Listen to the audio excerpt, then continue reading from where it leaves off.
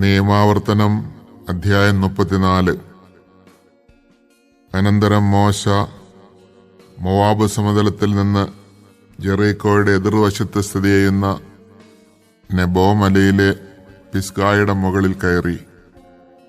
കർത്താവ് അവൻ എല്ലാ പ്രദേശങ്ങളും കാണിച്ചു കൊടുത്തു. ഗിലെയാദ് മുതൽ ദാൻ വരെയുള്ള പ്രദേശങ്ങളും നഫ്താലി മുഴുവനും എഫ്രായിമിന്റെയും മനാസയുടെയും ദേശങ്ങളും പശ്ചിമ സമുദ്രം വരെയുള്ള യൂദാദേശവും നെഗബും ഈന്തപ്പനകളുടെ പട്ടണമായ ജെറീക്കോ സ്ഥിതി ചെയ്യുന്ന താഴ്വരയിലെ സോവാർ വരെയുള്ള സമതലവും. അനന്തരം കർത്താവ് അവനോട് പറഞ്ഞു, നിന്റെ സന്തതികൾക്ക് നൽകുമെന്ന് അബ്രാഹത്തോടും ഇസഹാക്കിനോടും യാക്കോബിനോടും ഞാൻ ശപഥം ചെയ്ത ദേശമാണ് ഇത്. ഇത് കാണാൻ ഞാൻ നിന്നെ അനുവദിച്ചു, എന്നാൽ നീ ഇതിൽ പ്രവേശിക്കുകയില്ല. കർത്താവിന്റെ ദാസനായ മോശ അവിടുന്ന് അരുളി ചെയ്തതുപോലെ മോവാബ് ദേശത്ത് വെച്ച് മരിച്ചു. മോവാബ് ദേശത്ത് ബേത്പയോറിനെതിരെയുള്ള താഴ്വരയിൽ അവൻ സംസ്കരിക്കപ്പെട്ടു. എന്നാൽ ഇന്നുവരെ അവന്റെ ശവകുടീരത്തിന്റെ സ്ഥാനം ആർക്കും അറിവില്ല.